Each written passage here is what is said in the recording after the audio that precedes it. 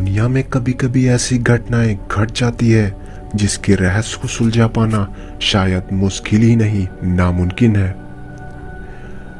इस बेहद रहस्यमय दुनिया को जानना आसान काम नहीं।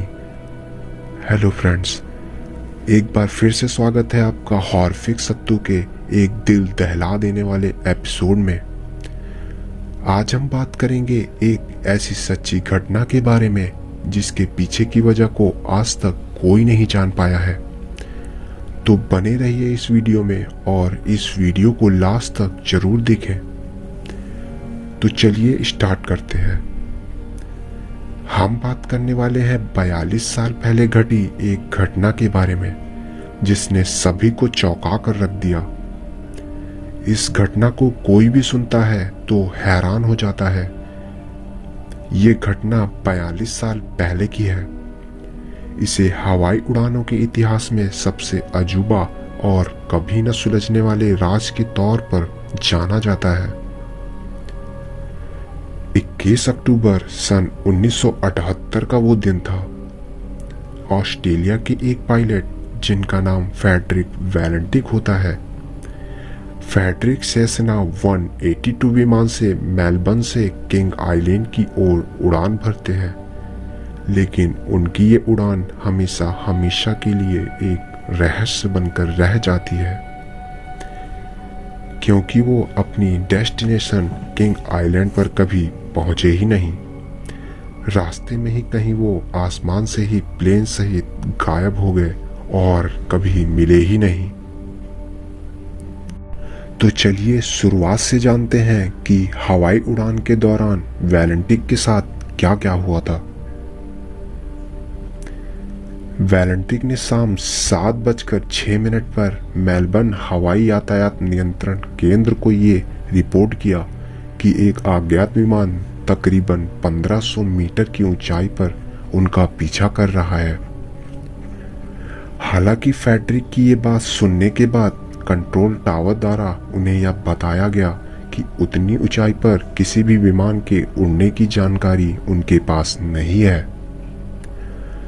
इस दौरान कंट्रोल टावर के अधिकारियों ने उनसे उस अज्ञात विमान के बारे में पूछा तो वेलेंटिक ने बताया कि ऐसा विमान उन्होंने अपनी जिंदगी में कभी नहीं देखा था।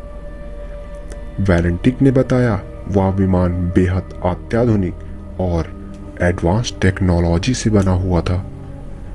उन्होंने बताया उस विमान के नीचे बहुत सारी हरे रंग की लाइटें लगी हुई थी जो काफी तेज रोशनी के साथ चमक रही थी। वेलेंटिक के मुताबिक वो रहस्यमय विमान आकार में बहुत लंबा और बनावट में काफी ज्यादा पतला था, किसी सिगार जैसी दिखने वाली चीज की तरह।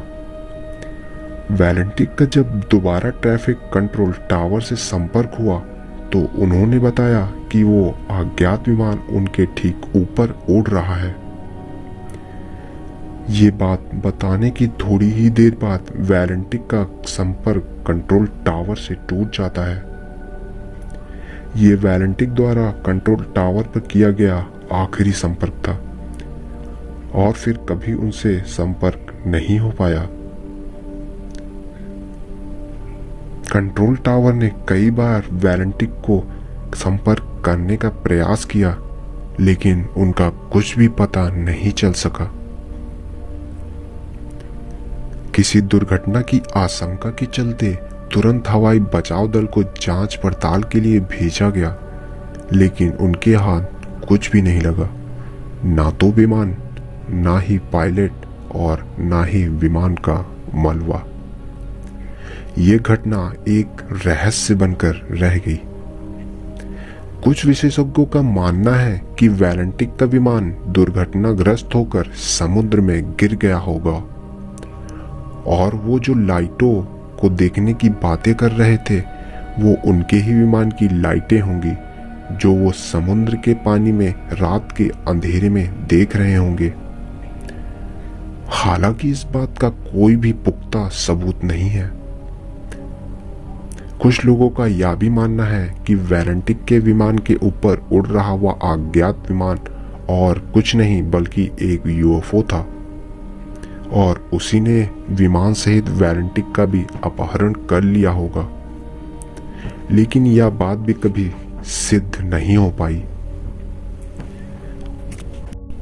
लेकिन अब मैं आपको जो बात बताने वाला हूं उसको सुनने के बाद आप काफी सोच में पड़ जाएंगे और ये सोचने पे मजबूर हो जाएंगे कि क्या वाकई वैलेंटिक का एलियंस द्वारा अपहरण कर लिया गया था।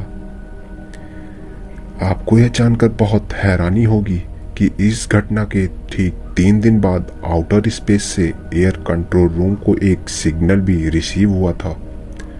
लेकिन आज तक किसी को ये बात पता नहीं चल सकी कि ये सिग्नल आखिर आया किस चीज से था। लेकिन जिस तरह से वैलेंटिक अपने विमान सहित गायब हुए और फिर कभी मिले ही नहीं, यह आज तक एक अनसुलझा रहस्य बना हुआ है जिसको आज तक कोई भी नहीं सुलझा पाया है। वैलेंटिक को गायब हुए 44 साल हो चुके हैं, लेकिन आज तक वैलेंटिक का किसी को कुछ पता नहीं कि वैलेंटिक के साथ असल में उस दिन आखिर क्या हुआ था। अगर आपको ये वीडियो अच्छा लगा तो लाइक कीजिए। लाइक करने के बाद चैनल को सब्सक्राइब करना न भूलें और बेल आइकन जरूर दबाएं, जिससे आने वाली वीडियो की नोटिफिकेशन आपको मिलती रहे। मिलते हैं नेक्स्ट वीडियो में।